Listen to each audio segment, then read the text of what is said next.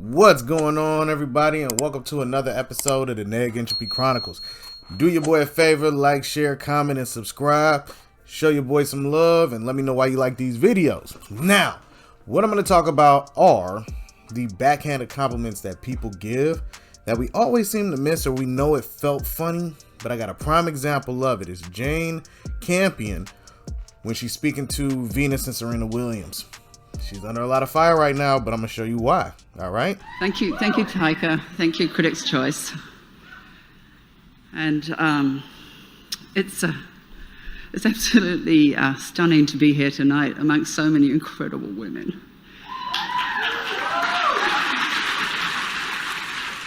Hal Berry, you have already done my speech. So, and really killed it. I loved it. You're absolutely brilliant. And Venus and Serena, what an honor to be in the room with you.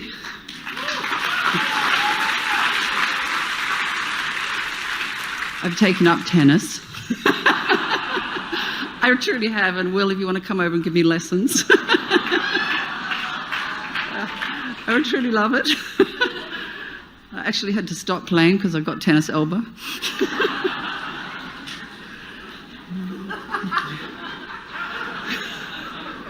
I'd also just like to give my love out to my fellow, the guys. The nominees, and you know, Serena and Venus, you are such marvels. However, you do not play against the guys. Like I have to. Peep that. You see that smile? Excuse me? Word? What? Word? That odd moment. That real odd moment where you like, what was the point? Now keep going.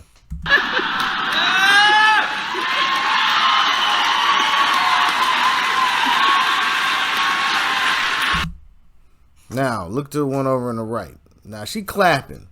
But in her mind, she like, Now, you see Serena, yeah.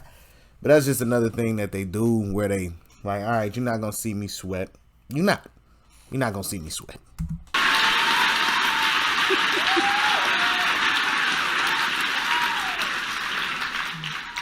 Kirsten Dunst, you're a doll. I love you. Jesse Plemons is the cat that's still licking his lips for being with you. Benedict, you're not here. I love you to pieces. And Cody Smith McPhee, and my gorgeous producers. One of them's here, Roger Frappier.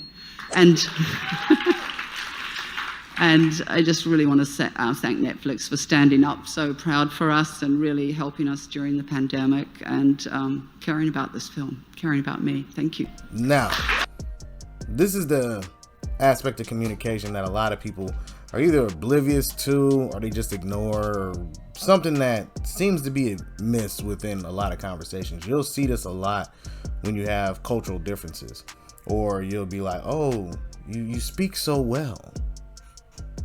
For who? Whom are you speaking about? I speak so well for. You get what I'm saying? But to say y'all are marvels, but y'all don't compete against the guys like I do. Why? What was the point? You already shouted them out, then why would you do it again? That's why a lot of people are upset right now. You know, you have people talking about this movement with women. I can't say the word now, so we'll call them effinists. Shout out to Manosphere Daily Highlight because they keep coming up with words to not get flagged. But these individuals are complaining because they're like, you know, even when it comes down to women, there's always a jab that has to happen, even amongst the women. That's why women can't get along, because there's always some woman taking a dig at other women who are successful. And I just want y'all to really understand communication. When you give me a backhanded compliment, it's not a compliment.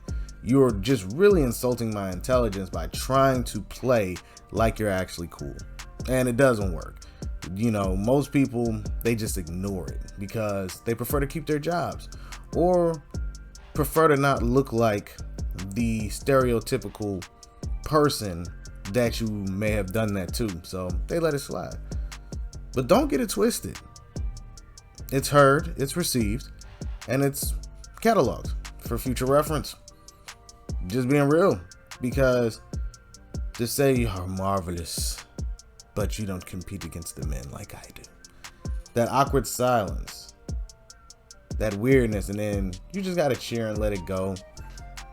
It happens a lot. Trust me, it happens a lot in the workforce, from day-to-day encounters, the whole nine. It happens a lot. I remember my hair got compared to a dog. Oh, you have nice hair like my black lab. Okay. People are interested. I swear people are interested. They don't, this is why thinking before you speak is very important. You don't want to just say something and blurt it out, because you might actually come off more idiotic than you actually presume yourself to be. Like, I'll give you an example of what was said afterwards. I'm going to show you the article, all right? Okay, so what you see here is Jane Campion's comment about Venus and Serena Williams is the perfect example of white feminism, right? Now, this is by a lady named Natasha Malinga, so I don't presume that this woman is of color, but who knows?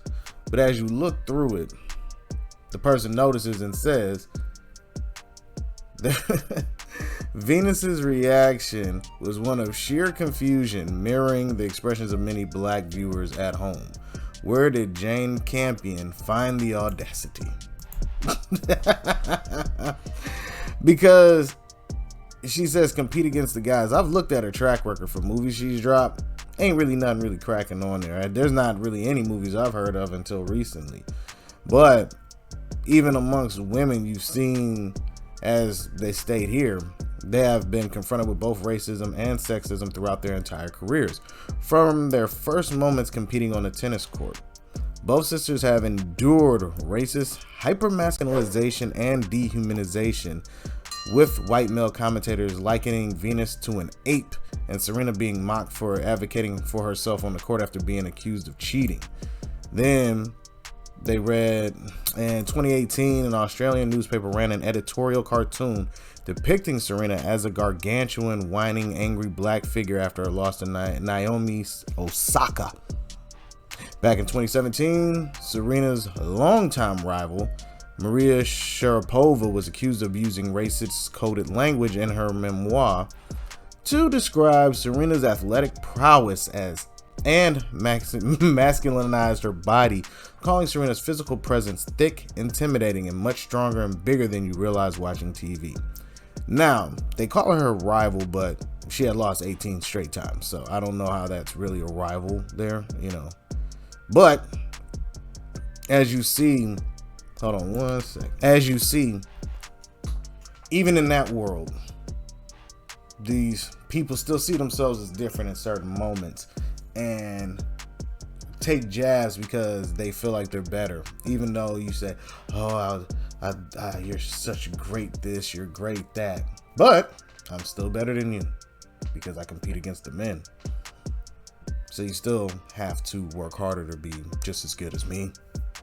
I just want you to know that. Now, she apologized for it, which you knew it was coming. I mean, come on now. Because that's what happens. They say something ignorant and then have to apologize afterwards. Sometimes they don't even think it through. But I don't know. Let me know what y'all think down in the comment section and be on the lookout for more videos. All right, everybody? Peace.